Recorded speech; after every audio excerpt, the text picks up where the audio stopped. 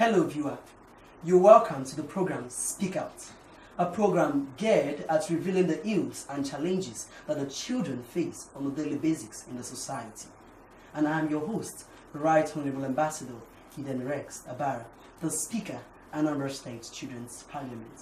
With me in the studio today are well-spirited individuals from different universities, and from my immediate right is Honorable Apuishibima.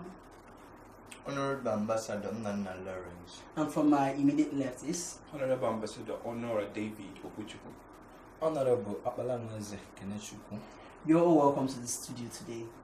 Thank you for coming. Now we'll be discussing a very relevant topic today, which is poor moral upbringing of a child and injustice. I would like to start with you, Honorable David. Okay, morality. Yes, I would like to define morality for me. Morality. Okay, morality can be defined as the recognition of the distinction between good and right and wrong, good and evil, respect for and obedience to the rules of right conduct.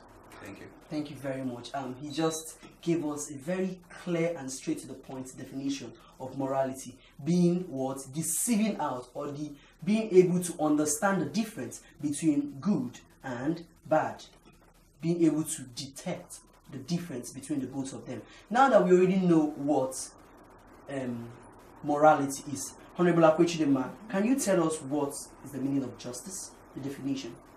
Well, justice can be defined as the act of being fair, impartial, and just in one's dealing with others. Yes. She just said that justice is when you are fair, when you are impartial, and when you're strict when dealing with any other person.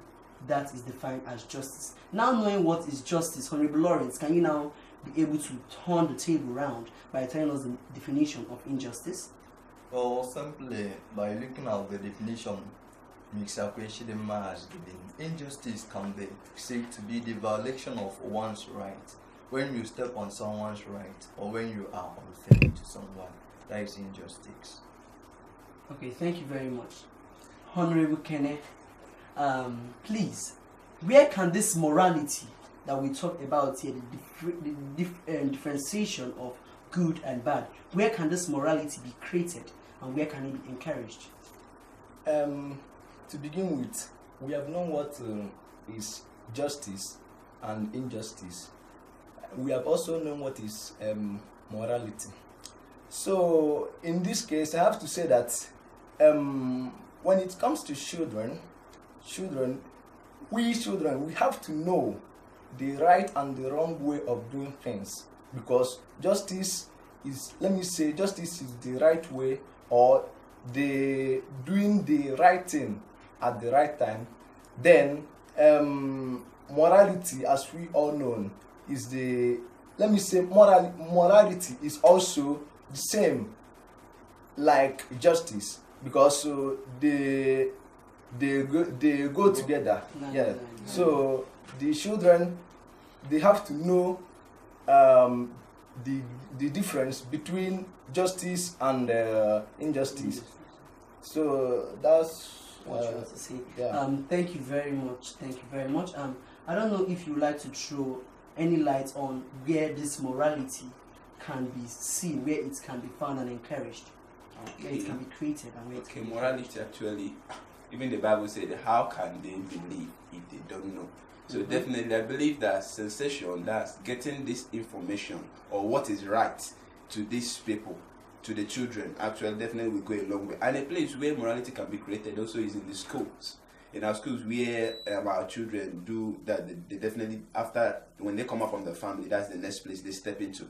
Now definitely high responsibility is needed from the teachers, the whoever be that is the head when it comes to the school, both the principal, doing the right thing. As it stands now, definitely if we are looking at our educational system as it stands, say that corruption has really eaten deep into what we are doing, what they are doing in the secondary schools now. They have something they call special center.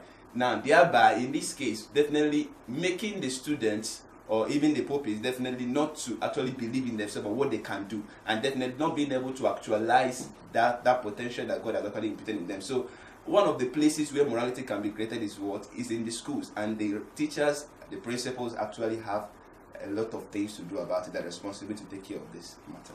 All right, thank you very much. He just mentioned to us that this good morals can be created in our secondary schools and by our parents in our families, and that it can also be encouraged by these two different bodies, or should I say agencies. I don't know if there is any other place that this morality can be created that you have to say or add. Well, in addition to what he has said, the churches has a role to play here, because in the Bible it made mention that his people die because of lack of knowledge. And who are the people to give us this knowledge when it comes to spiritual life? It is the leaders in our church, the reverend, the pastors, the priest. So the church is the basic, they has that role of creating morality in the lives of people. So the church leaders should endeavor to correct, to teach, and enact good moral into the people they are leading. First, by showing good example, and then teaching us their fellow. All right, thank you very much.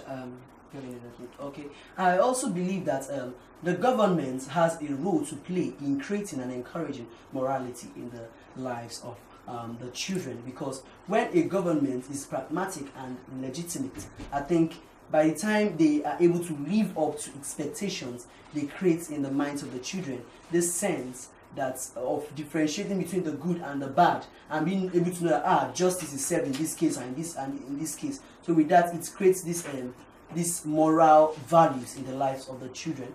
Thank you very much for that wonderful definition, Honorable Akwe Chidema.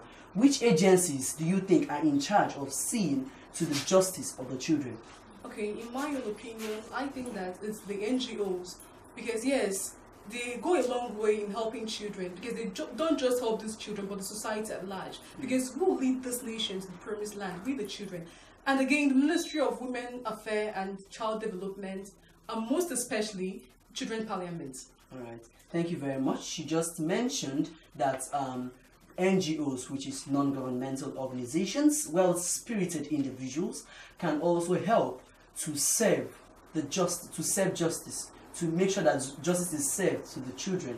She also made mention of the Ministry of Social Welfare, Children and Women Affairs, that they also can go a long way to seeing that justice is served in the life of the children. Also, she mentioned the Children's Parliament, of which I am the Speaker of Anambra State, and also they are also parliamentarians. We also help to see that justice is served of any form of abuse on the rights of the children of Anambra State. Thank you very much for spelling out those agencies. I also think the police also has a role to play here. Yeah, yes. they actually do, because we, the Children's Parliament, when we have cases, without their help, we can't go anywhere. And also the judiciary, let me bring them in. Yes. Because they have a lot of roles to play. When cases are brought to them, they have to take it up. It is them that will decide the plight of the violators of these rights of the children. So the judiciary and the police, not just the police, the security agencies, they have a lot of role to play here. Yes. Thank you. Just as we all know that the judiciary is the last hope of the common man. So when that last hope is being taken away, where do we lay our hands on? So you have heard it today that the judiciary has a very, very strong role to play in making sure that justice is served in a nation. Thank you very, very much for that well-defined, explanation. Honorable David, what are the effects of good moral upbringing in a child? Okay, the effect of good moral upbringing in a child. Definitely, when we talk about this morality, it's something that can be imparted, and it's something that you say with the mouth, you teach someone. So definitely, life is a seed. You can't sow a bad seed and be expecting a good harvest. Definitely, there will be no returns. So that's the same way our family having that responsibility of actually imputing this good seed into our children. Definitely, we create a future that's full of good harvest. Okay. Thank you very much. What do you think are the effects of moral upbringing in a child? Well, the effects is very clear. Okay. In a society where we have poor morally brought up children, criminal activities will be the order of the day. Yes. So, poor moral upbringing impacts criminality, that mentality to steal, to destroy in the life of a child. And a society that has poor moral brought up children suffers a lot because they have no person, they lack people that will carry on the society. So it affects the future of the society. Also, it destroys the relationship between the society and the God, because once a society is doing evil, God will turn away from them, like that of Israel's and God can be of a good example.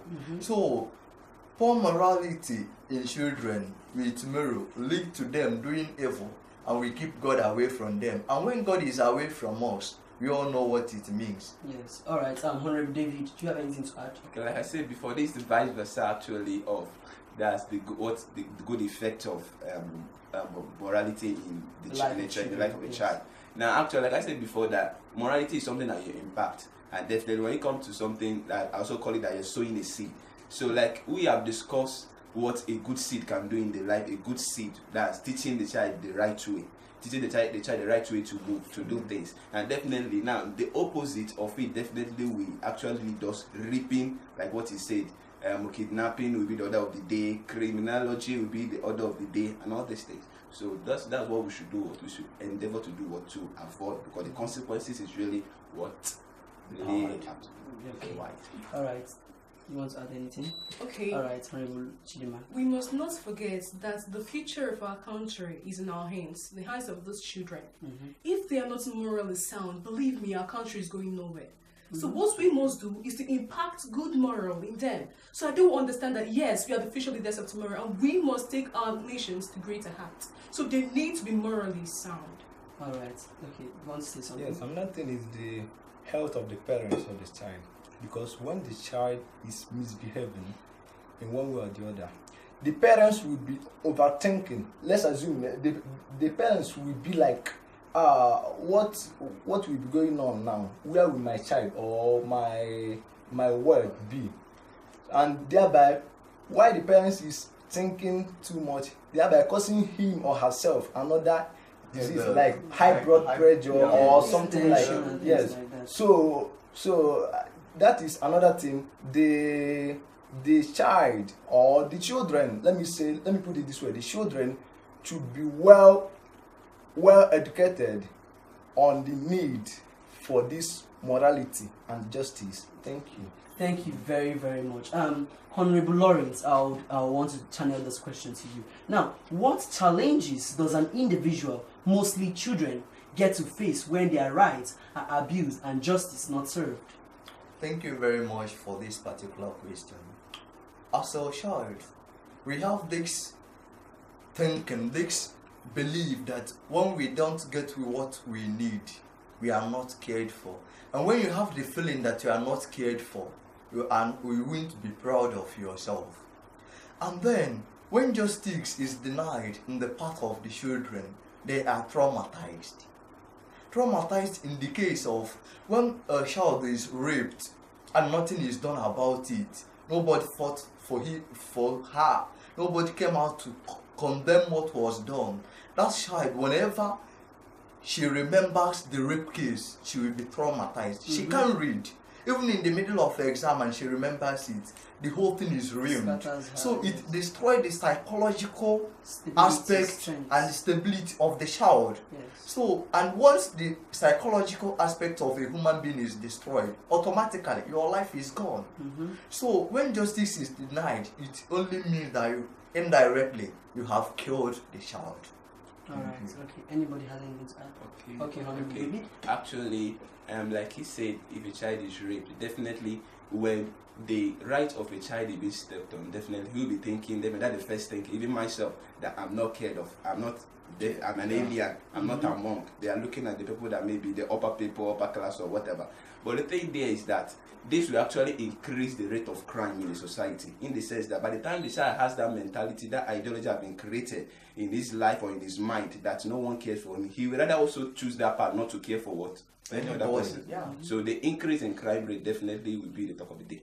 All right. Thank you very, very much. I would like to also add something to what you both has also said. Now, in a situation whereby justice is not served, if a child's right is violated, take for instance now that as we are peers, okay, and I have will I say I was abused in one way or the other, and I'm here and all of you are encouraging me, and one of you says, there is this, why don't you go to the police? Why don't you go and report to the police? Everybody like, yes, I think they can do something about it. Okay, and then you escort me to the police station, and then we get in there, this case is reported, and then they gave us their words that they are going to do something about it. But waiting for them, we later discovered that nothing was done, justice was not served. Now, I am not just going to be the only one that will carry on that mentality that these individuals are not doing, these agencies are not doing their work, but also you all will also carry on that mentality. And also you will spread to your peers, your friends, because if any of them have and they tell the person, okay, why don't you go to the police and say, happened there.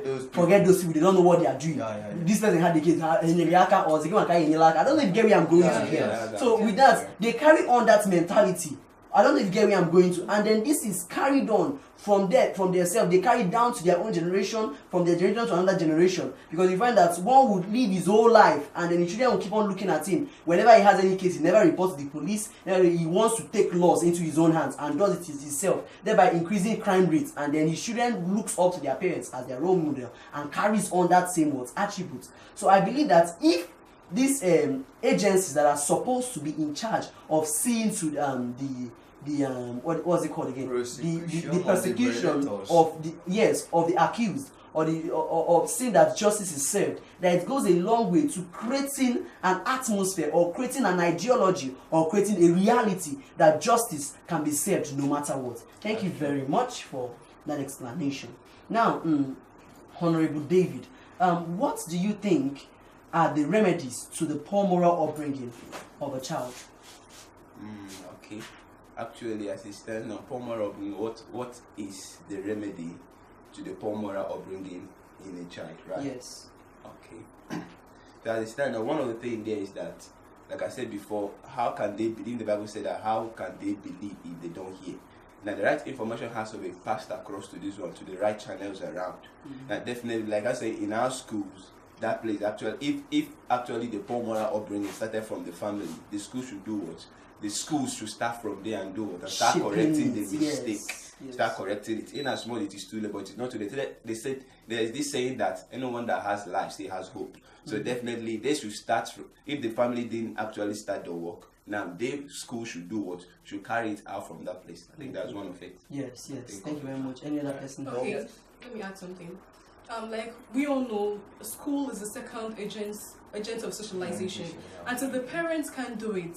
Now it's left for the school to train them, because there is a saying that we should train a child in the proper way so that when he or she grows, he will not depart from it. So the church too has the role to play. They have to help in training the children to grow in the proper way. So I think it's the church, the school, and parents. Yes. Okay.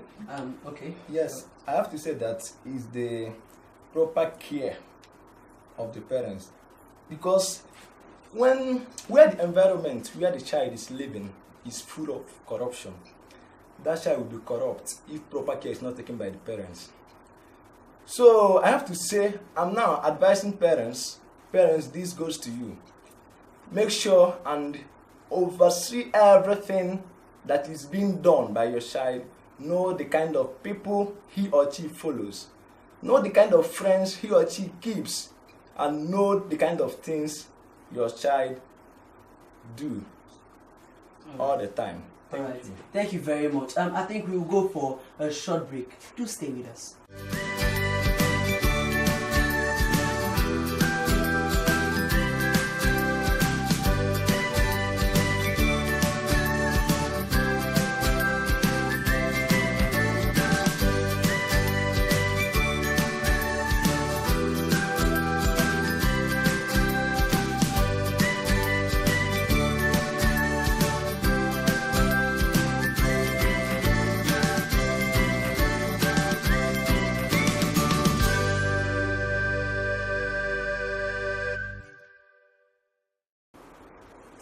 Welcome back to the program Speak Out. Now we are still discussing poor moral upbringing of a child and injustice. And with me are 4 different spirited individuals who are still doing justice to the topic. Now, Honorable Lawrence, I would like to ask, what are your advice to children whose parents do not know the benefits of this good moral upbringing? Well, I will begin by saying that once you come into this world, you are here for yourself. You can't expect everything to be done for you. So if you have a parent or you have parents that are not morally standard, just try to overlook them and do good. And then it is not easy dictating parents that are not morally standard. This is where the children's parliament needs to play a big role. That is doing a kind of reorientation for these kids to help them look up to people who have showed good morals in themselves. So, and this will help them to overlook the ills and the wrongdoings of their parents and do the needful for the betterment of the society. All right. Before you say something, I would like to say something. We're talking about children whose parents were unable to give them this good moral upbringing. Now, because their parents are unable to give them this good moral upbringing, they are going to be unable to discern which one is good and which one is bad. So at that point in their lifetime, they are confused. They are unable to know which path to follow. So how can they be able to know that this role model, just as I said, that I'm supposed to look up to, is the right direction with which I should go? Okay, every normal human being can differentiate between good and evil. If you grew up having parents that are not morally sound, it's not your fault. But if you grew up stupid, it is your fault. When you grow up, you need to differentiate that this thing is good and this thing is bad. So you have to have good role models that you can look up to and be like, oh, I want to be like this person, and strive to be like the person that you think is good. Yes, thank you very, very much. Just as you all know very well that you can deceive every other human being, but you can never deceive yourself. So if you grow up blaming your parents for becoming whatsoever you will become in life, then believe me, you are a fool. You are. But if you wake up and instead of using what your parents has taught you as a weakness, turning it into strength and using it to become something better in life and have a good story to tell at the end, I think the sky will be your starting point. Okay, Honorable David. Okay, actually I would like to chip in. Like you said, if you want to be bad, you'll be bad. Definitely, there's something that is in every human being called the conscience, and that's the spirit to the soul. And definitely, it doesn't lie. That's why you can even lie to your father, can lie to that your mother that you say you love so much more than the world. You can even lie to that your pastor, but definitely you can't lie to yourself. So if you think that you are confused and you don't know what is good, now get to your school, be it in the primary school or the secondary school. Ask your teacher that should state the constitution, that should state the law for you, because the law has been said and everyone actually agreed for it to be law. And if it is not good, it will not be it will not be implemented. Yes. So if you get to school, ask them about the laws. Let them list it down for the laws that is guiding the country, guiding the state, even guiding your particular school. Now another thing, also get your Bible. You know what the Bible is actually. Ask your parents if they don't know. Get someone to ask. Now, if you can't read, get someone that can read to help you read it out. Definitely, you definitely forge ahead and get to see the right way to read. All right, Lauren, I think you had something you wanted to add to it. Okay, thank you very much. Now, what are your last words to our viewers, Honorable Kenneth? We have been talking about goodness. What is this? For someone to be good, what is it all about? Not for me. There is this Latin adage that says, quid bonum, quid vestrum, quid honestum, dignum lauda est, which means whatever is good, whatever is honest, and whatever is acceptable is worthy of praise. We all know what is good, so we don't have any reason to be what we don't have any reason not to be what we are aiming to be in this life. But I just want to let you know that to be something good and reasonable in life, you have to be good. So my dear viewers, let's try to be good, and once we are good, our family will be good, and once our family is good, Nigeria As a whole. whole will be good. Thank you very much. Honorable David, your last words to our viewer. Okay, actually, there is this word that say, "I know if we will okay, if one know you will matter." Definitely, for some children, that definitely your parents have been doing something about it. That's teaching you the right way to follow. Definitely, if you turn stupid tomorrow, definitely you are to be blamed. And also, this is one of the topics. Moral upbringing is one of the topics that can never be overemphasized, because it determines how the future will look like. So definitely, the parents that are there, that are watching us today, even the children that are also there, also watching us today, definitely you should know that that whatever seed that you are planting into the life of that your child, this seed that good seed is being implanted into, that this good seed is that your family is actually planting this good seed into, you should actually take responsibility for that care, take responsibility for those instructions that have been given to you, and be good, not just to yourself, but also to your society. Alright, thank you very much, Honorable Lawrence. Your last words. Well, my last word goes mostly to the children. Try to do the good things you have been taught to do, because some of us have been given the correct directives, the correct guidance, but we fail to live by that. So try as much as possible to live an exemplary life. And to some of you who may think that I have gone wrong, I have been doing the wrong thing, the Igbo people will say, "Usita da de bama or de regaba." Try as much as possible. Thank you. Okay. Honorable Akwechidima. Okay. What I want to say is this: your future is in your hands. It's either you crush it or you mold it. So I advise you to mold it. And there is something that Barack Obama do say, and I hold a claim to that, and that is, we all can. We can do this. We can promote our nation. We can take it to greater heights. And to the children, we are the future leaders of tomorrow, the center of the nation's growth. It depends on you to make your world better. Thank you. Thank you very much. And my last words: if you know how important you are as a child, if you know your value, if you begin from today to understand that without you there is no tomorrow, without you there is no future, without you there is nothing like a tomorrow, and begin to understand that we only have 3 days to live on earth. And these 3 days is our yesterday, our today, and our tomorrow. Now, what do I mean by yesterday, today, and our tomorrow?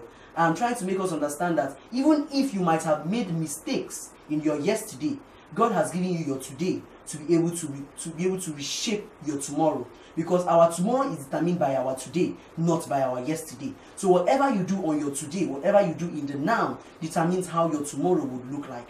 So if you begin now to understand that you are the future, and that you hold that a lot of destinies are tied down to you, that the minute you fail, that a lot of generations which would have benefited from your success has been crushed with you, you begin from that thing to take that bold step, and you begin to walk in the light of the greatness that you are yet to achieve. I believe that with that God helping you out, that the sky will be your starting point. Thank you very much, our viewers, for watching us, and thank you for tuning into our station. We ask that you remain with us same time, same station next week. From us here in the studio, it's bye-bye and God bless. Thank you very much.